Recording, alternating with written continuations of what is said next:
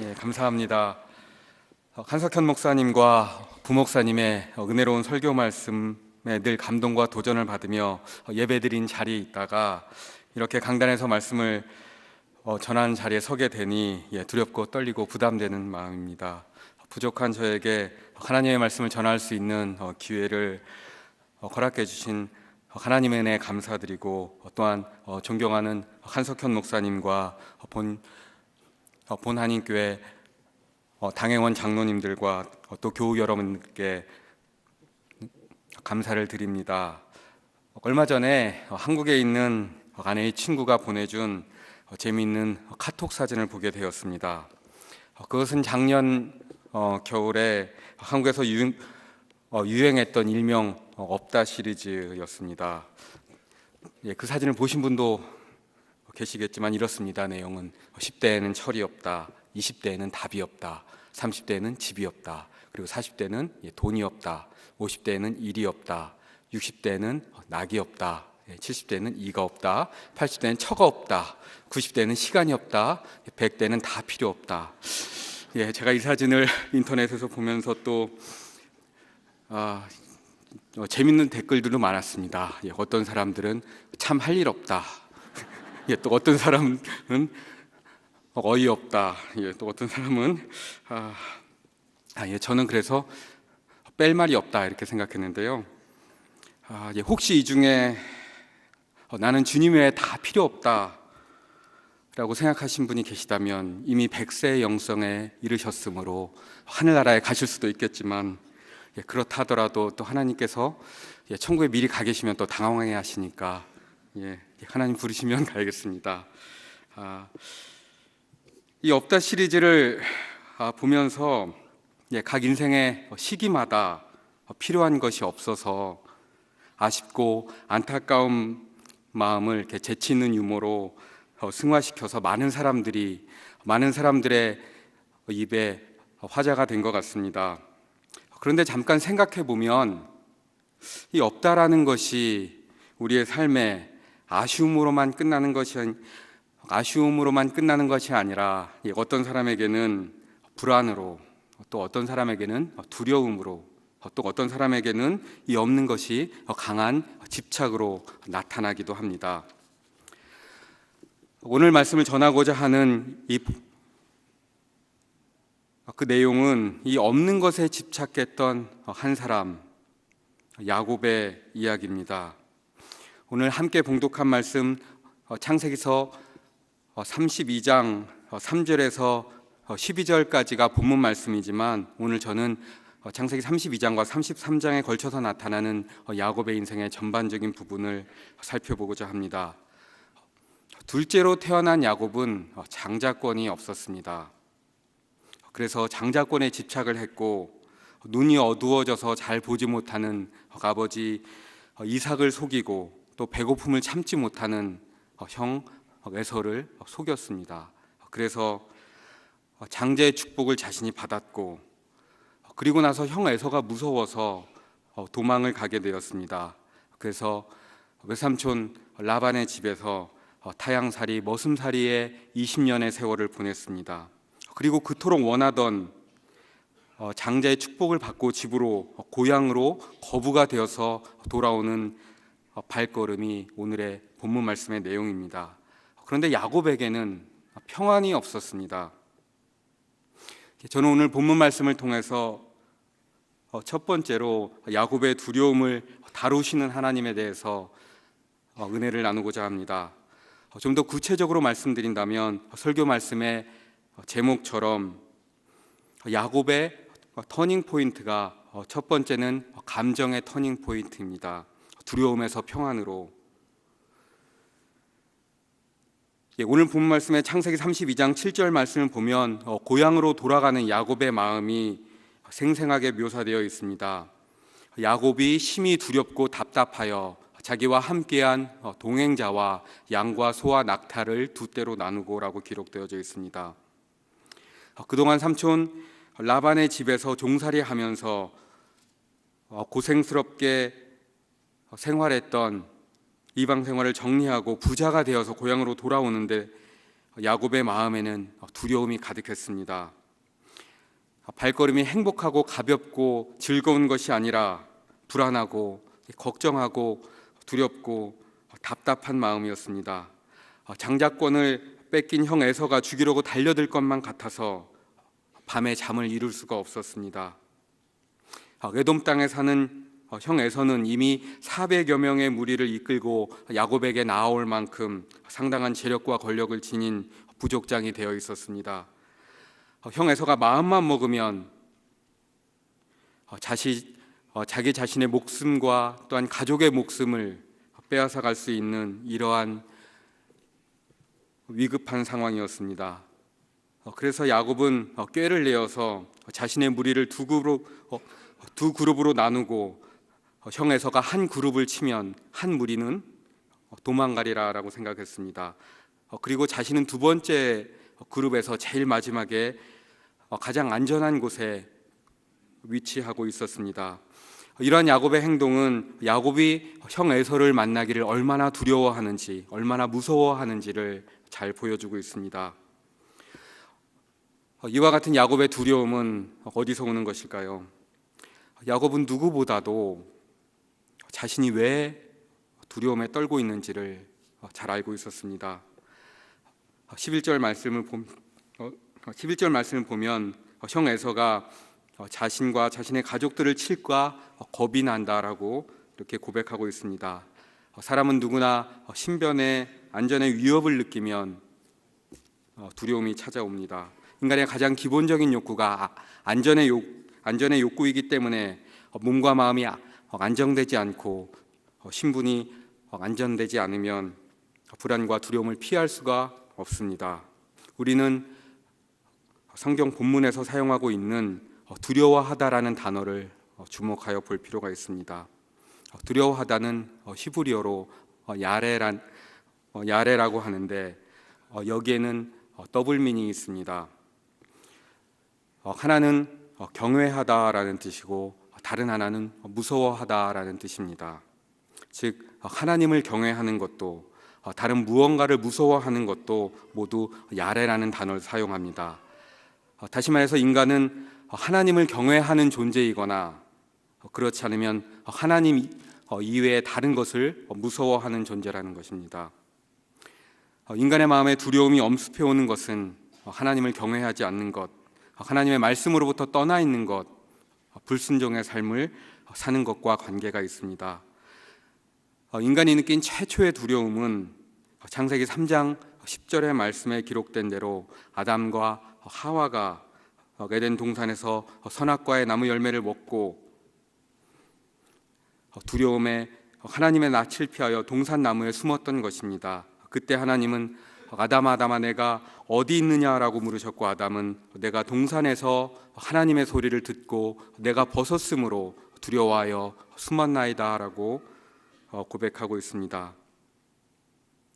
하나님의 말씀에 순종하지 않고 하나님의 낯을 피하여 다시스로 향하는 배를 탔던 요나도 풍랑의 원인이 자신의 불순종임을 알고 요나와 그 배에 탔던 모든 사람들이 큰 두려움에 떨었다라고 요나서에 기록되어져 있습니다. 하나님으로부터 떠나 있는 것, 그것은 두려움을 일으키지만 하나님을 경외하고 하나님께로 나아가는 마음은 두려움을 쫓아냅니다. 다시 말해서 하나님을 두려워할 때는 하나님 이외에 두려워할 것이 없지만 하나님을 두려워하지 않을 때에는 세상의 그 무엇인가를 두려워하게 됩니다. 야곱이 야복 강가를 건너지 못하고 두려운 마음으로 하나님께 간절히 기도하며 나아갈 때 하나님께서는 야곱에게 언약의 말씀을 상기시켜 주시면서 그의 두려움을 평안으로 바꿔주십니다. 그래서 창세기 33장 10절의 말씀을 보면 야곱이 두려워하는 형 에서를 만났을 때 고백이 이렇게 고백을 합니다. 내가 형님의 얼굴을 배운즉 하나님의 얼굴을 배운 것 같사오며 형님도 나를 기뻐하심이니이다 라고 고백을 합니다. 우리가 세상의 그 어떤 것을 두려워하는 것이 아니라 하나님 한 분만을 경외할 때 하나님께서 두려움을 쫓아내 주시고 우리의 마음을 평안으로 바꿔주십니다. 혹시 여러분 중에 자신이 감당하지 못하는 어려움으로, 또한 두려움으로, 또한 불안한 마음으로 하루하루의 삶을 살고 계신 분이 계십니까? 하나님의 응답은 두려워하지 말라라는 것입니다. 이사야서 41장 10절 말씀에 두려워 말라, 내가 너와 함께함이라, 놀라지 말라, 나는 내 하나님이 됨이라, 내가 너를 굳세게 하리라, 참으로 너를 도와주리라, 참으로 나의 의로운 오른손으로 너를 붙들리라 라고 말씀하셨습니다. 우리가 하나님 안에 있으면 하나님께서 그 두려움을 쫓아내 주십니다. 또 시편 56편에 다윗은 이렇게 고백하고 있습니다. 내가 두려워하는 날에는 주를 의지하리이다. 야곱은 두려울 때 하나님께 나아가는 방법을 택했습니다. 그래서 하나님께서는 야곱의 두려움을 평안으로 바꿔주셨습니다. 야곱의 이야기가 우리 삶에 주는 두 번째 메시지는 두려움을 대하는 야곱의 태도입니다. 야곱의 두 번째 터닝 포인트는 생각의 터닝입니다. 내가 내 힘과 내 지혜를 의지할 것인가, 아니면 하나님을 의지할 것인가. 이 양자택일의 기로에서 안타깝게도 야곱은 자기의 소유를 의지했습니다. 특별히 형 에서의 마음을 얻기 위하여 야곱이 준비한 것은 예물이었습니다. 창세기 32장 13절과 14절 말씀을 보면 야곱이 거기서 밤을 지새고 그 소유 중에서 형 에서를 위하여 예물을 택하니 암염소가 200이요, 순염소가 20이요, 암양이 200이요, 순양이 20이요라고 기록되어져 있습니다. 야곱은 자신에 대한 원한으로 자신을 미워하고 자신을 죽이고자 했던 형 에서의 마음을 얻기 위해서는 그 무엇보다도 예물이 효과적이라고 생각을 했던 것 같습니다. 그 야곱의 마음은 20절에 잘 표현되어져 있는데, 야곱이 말하기를 내가 내 앞에서 보내는 예물로 형의 감정을 푼 후에 대면하면 형이 혹시 나를 받아주리라 함이었더라라고 기록되어져 있습니다. 그 야곱의 인간적인 생각은 값비싼 예물을 준비해서 형 에서에게 드리면 그 정성과 그 값어치를 보고 형의 마음이 녹아져서 자신을 용서해 주지 않을까, 이러한 생각이 있었습니다. 야곱은 하나님께 자신의 목숨을 형으로부터 구원해 달라고 간절히 기도하면서도 또 한편으로는 물질에 의지하는 모습이 있었습니다. 즉 하나님을 의지하지만 또 한편으로는 자신의 소유와 물질을 의지하는 마음이 있었습니다. 어쩌면 야곱은 하나님께 기도를 드리면서도 하나님이 형의 마음을 움직여 주는 것보다 이 물질로 형의 마음을 움직이는 것이 더 효과적이라고 생각했는지도 모르겠습니다. 이러한 야곱의 모습은 사실 우리의 모습과 크게 다르지 않습니다. 우리의 인생을 살면서 하나님께서 우리의 삶을 책임져 주신다고 우리는 믿음으로 고백을 하지만 또 한편으로는 우리의 물질이 또 돈이 우리 삶을 더 풍요롭게 해주고 우리를 더 행복하게 해준다고 생각할 때가 종종 있습니다. 이와 같은 물질주의가 사실은 우리 삶의 곳곳에 스며들어와 있습니다.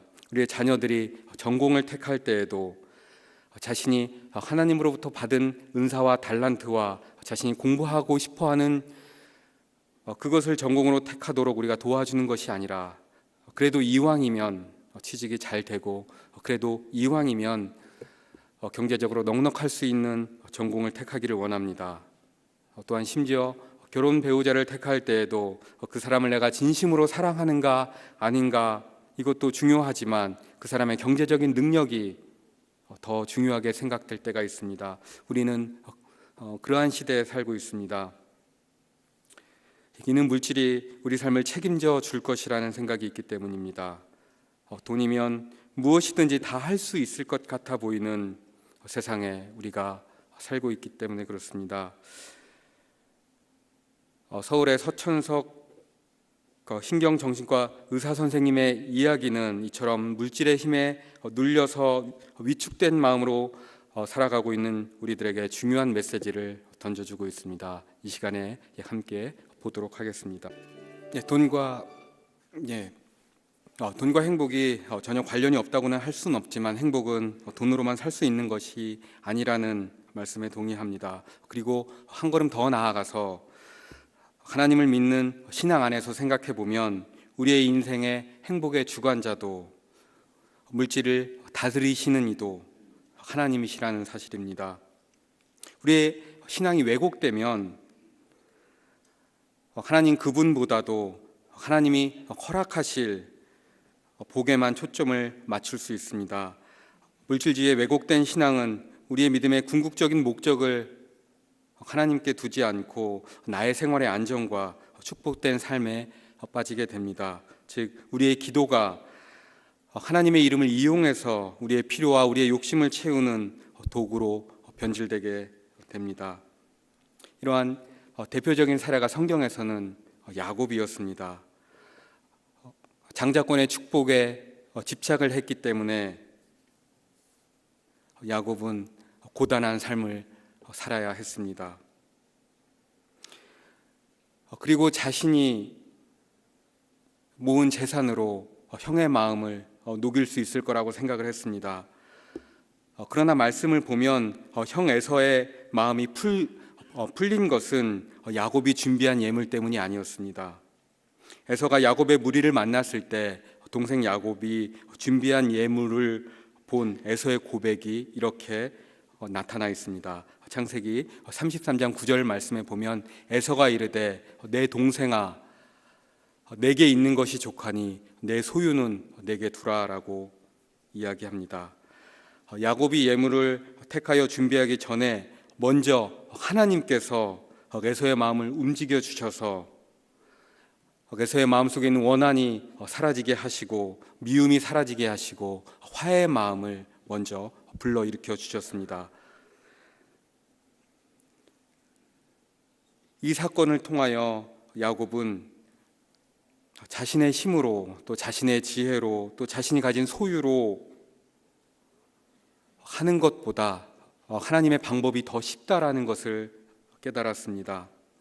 하나님께서 막 그 마음을 움직이시면 내가 하는 것보다 더 간단한 방법으로 일이 풀리는 것을 보았습니다. 이것이 야곱의 두 번째 터닝 포인트, 바로 자신의 방법이 아닌 하나님의 방법으로 라는 생각의 터닝 포인트입니다. 그리고 세 번째 야곱의 터닝 포인트는 믿음의 신앙의 터닝 포인트입니다. 즉 인생을 주관하고 다스리시는 분이 하나님이시라는 사실을 깨닫게 되는 것입니다. 야곱이 이름이 이스라엘로 바뀌게 된 이유입니다.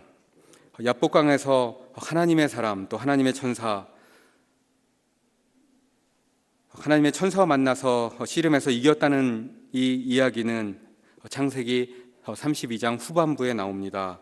여기에서 야곱이 하나님의 사람과 만나서 어떻게 해서든지 자신을 축복해 주지 않으면 보내주지 않겠다고 이렇게 씨름했던 이야기가 나오는데, 어렸을 적에 주일학교에서 교회학교에서 배운 내용을 생각해 보면 이 야곱의 끈질기고 열심 있는 믿음이 신앙의 이러한 열심이 축복의 근원이라고 배웠었던 기억이 납니다. 그러나 이후에 점점 자라면서 이 성경 말씀을 묵상해 볼 때 몇 가지 의문이 들었습니다. 정말 야곱이 하나님의 천사와 하나님과 싸워서 이긴 것일까? 야곱의 간절함은 알겠지만 야곱이 정말 자신의 힘으로 이긴 것일까라는 생각이 들었습니다. 혹시 하나님께서 야곱에게 져주신 것은 아닐까? 아빠와 아이들이 씨름을 하면 이 세상의 대부분의 아빠들이 아이들에게 져주는 것처럼 하나님도 야곱에게 일부러 져주신 것이 아닐까? 야곱이 이겼든 아니면 하나님이 져주셨든 야곱에게는 두 가지 변화가 있었습니다. 하나는 야곱의 환도뼈가 위골되어서 다리를 절뚝거리게 된 것입니다. 이 환도뼈는 허벅지에 있는 뼈인데 골반과 무릎 사이에 있는 대퇴부의 뼈를 의미합니다. 인간의 몸에는 206개나 되는 뼈가 있는데 왜 그 많은 뼈 중에서 하필이면 이 환도뼈일까? 인체의 근육의 3분의 2는 허벅지 부위에 몰려 있다고 합니다. 씨름 선수가 힘을 쓰는 것도, 또 축구 선수가 달리는 것도 이 허벅지 근육의 힘 때문에 그렇다고 합니다. 그렇기에 야곱이 환도뼈를 다쳤다는 것은 힘의 근원을 다쳤다는 의미입니다. 야곱은 허벅지 뼈가 위골됨으로 인해서 내 힘을 의지하는 것이 아니라 하나님의 힘을 의지하는 법을 배우게 되었습니다. 내 힘의 근원은 나에게서 나오는 것이 아니라 하나님에게서 나오는 것을 배우게 되었습니다. 그리고 또 하나의 변화는 야곱의 이름이 바뀌었다는 것입니다. 야곱이란 이름은 뒤꿈치를 잡은 자, 속이는 자, 발목을 잡는 자라는 의미가 있습니다. 형 에서의 발 뒤꿈치를 잡고 태어나서 붙여준 이름입니다. 그런데 야곱은 실제로 그 이름처럼 그렇게 살았습니다. 형 에서의 발목을 잡았고 외삼촌 라반의 발목을 잡으며 자신의 축복을 누렸습니다. 그런데 하나님께서는 야곱의 이름을 더 이상 야곱이라 하지 말고 이스라엘이라 이렇게 바꾸어 주셨습니다. 이스라엘이란 이름은 크게 두 단어가 합성된 말입니다. 먼저는 하나님을 뜻하는 엘과 싸우다, 다스리다라는 뜻의 스라라는 말이 합성되어서 이스라엘이 되었고, 이 말의 의미는 하나님과 싸우다 하나님이 다스리시다라는 의미입니다. 즉 야곱의 인생에서 지금까지는 자신의 힘과 자신의 지혜와 자신의 소유가 자신의 삶을 다스렸다면 이제부터는 하나님이 다스리는 삶을 살라는 것입니다. 야복강 이전에는 자신의 인생이 자신의 축복과 성공만을 위해서 쉼없이 달려온 삶을 살았다면 이스라엘로 이름이 바뀐 뒤에는 이제는 하나님이 이끄시는 삶, 하나님이 다스리는 삶을 살라는 의미입니다. 더 이상 불안과 두려움에 떨지 말고 하나님이 주시는 평안의 삶을 살라는 의미입니다. 야곱이 씨름했던 야복강, 이 야복의 의미는 어원이 야보크라는 히브리어에서 왔는데 이 야보크는 make empty라는 의미입니다. 즉 비운다라는 뜻입니다. 야곱이 야복강가에서 밤새도록 씨름을 한 것은 사실은 하나님의 천사와 씨름을 한 것이 아니라 자신의 욕심을 내려놓고 자신의 계획을 내려놓고 자신의 마음과 자신의 지혜와 자신의 생각을 내려놓는 자신과의 싸움이었습니다. 이것이 바로 물질적 축복에만 매달렸던 야곱이 이제는 진정한 이스라엘의 영적인 장자로 하나님의 영적인 축복을 통해서 거듭난 믿음의 사람으로 변화되는, 터닝되는 세 번째 터닝 포인트입니다. 이 말씀을 정리하겠습니다. 야곱은 첫 번째로 두려움에서 평안으로 감정의 터닝을 이루었습니다.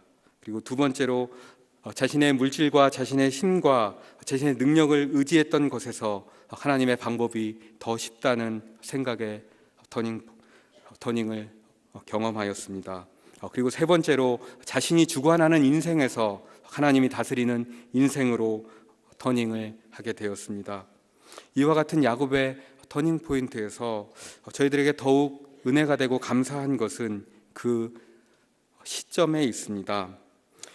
신앙적으로 야곱이 열심히 있고 성령이 충만하고 깨어서 간절히 기도하고 이런 시점에 야곱에게 터닝 포인트가 일어난 것이 아니라 야곱이 형 에서 때문에 불안하고 두렵고 떨리고 잠 못 자는 이러한 괴로운 시간에, 인간적으로 가장 연약했던 시기에 하나님께서 야복강에서 야곱을 만나 주셨습니다. 우리가 잘 아는 찬송가 563장의 가사처럼 내가 연약할수록 나를 더욱 귀히 여기사 높은 보좌 위에서 낮은 나를 보시는 하나님께서 야복강의 야곱을 찾아와 주셨습니다. 그리고 자신이 지금까지 어떤 삶을 살았는지, 그리고 스스로 성찰하고 자백하며 나아갔을 때 하나님께서 야곱의 이름을 이스라엘로 바꿔주셨습니다. 창세기 32장 27절에 보면 하나님께서 내 이름이 무엇이냐라고 야곱에게 물어보십니다. 정말 하나님께서 야곱의 이름을 모르셔서 야곱에게 내 이름이 무엇이냐라고 물어보셨을까 생각해 보면 아시죠? 하나님께서 야곱이 이름이 야곱인 줄 아시죠? 그리고 야곱이 어떤 삶을 살았는지도 아십니다. 그런데 왜 물으십니까? 내 입으로 내가 어떻게 살았는지를 고백해 보라는 것입니다. 내 삶을 스스로 성찰해 보고 돌아보라는 말씀입니다. 제 이름은 야곱이고요. 저는 제 이름대로 남의 발목을 잡고 남을 속이고 이렇게 살아왔습니다. 참 부끄러운 고백인데 야곱은 이 고백을 통해서 이 야곱에서 이스라엘로 이름이 바뀌게 되는 터닝을 이루게 되었습니다. 예수 그리스도께서 우리의 죄를 위하여 십자가의 고난을 당하시고 또 못 박혀 죽으심을 묵상하는 이 사순절 기간에 하나님께서는 야복강의 야곱에게 물어보셨던 것처럼 우리에게 동일하게 물어보십니다. 내 이름이 무엇이냐? 야곱이 그랬던 것처럼 제가 야곱입니다. 제가 야곱처럼 살았습니다. 하나님, 저는 남을 속이는 자로, 남의 발목을 잡는 자로 그렇게 제 욕심에 이끌려서 살았습니다. 부끄러운 우리 자신의 죄를 고백하고 하나님께 회개하며 나아갈 때 하나님께서는 우리의 인생이 우리의 계획과 우리의 힘과 우리의 지혜로 사는 인생이 아닌 하나님께서 다스리시는 인생으로 바꾸어 주실 것입니다.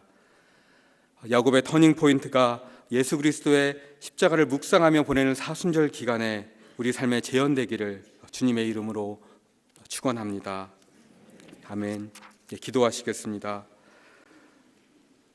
사랑과 은혜가 충만하신 하나님 아버지, 하나님, 저희가 야곱처럼 그렇게 살았습니다.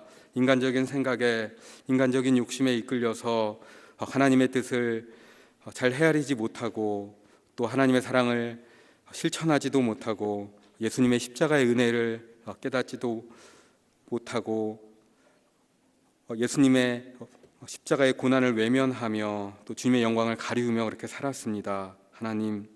하나님보다 세상의 물질을 두려워하며 남이 가진 것을 부러워하며 또한 내가 가지지 못한 것으로 인해 불평하고 집착하며 움켜쥐며 살았습니다.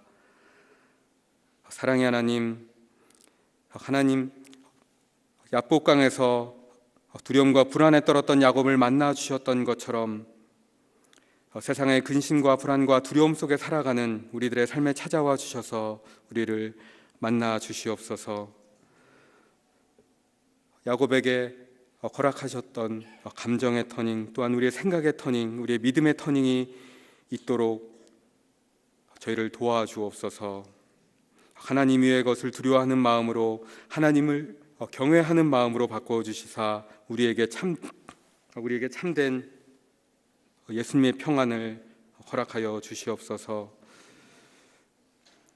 야복강의 야곱처럼 우리 자신을 비워내고 우리의 욕심을 비워내고 그 자리를 예수님의 사랑으로 채울 수 있도록 하나님 인도하여 주옵소서. 십자가의 고난과 사랑으로 우리를 구원하여 주신 예수 그리스도의 이름으로 기도드립니다. 아멘.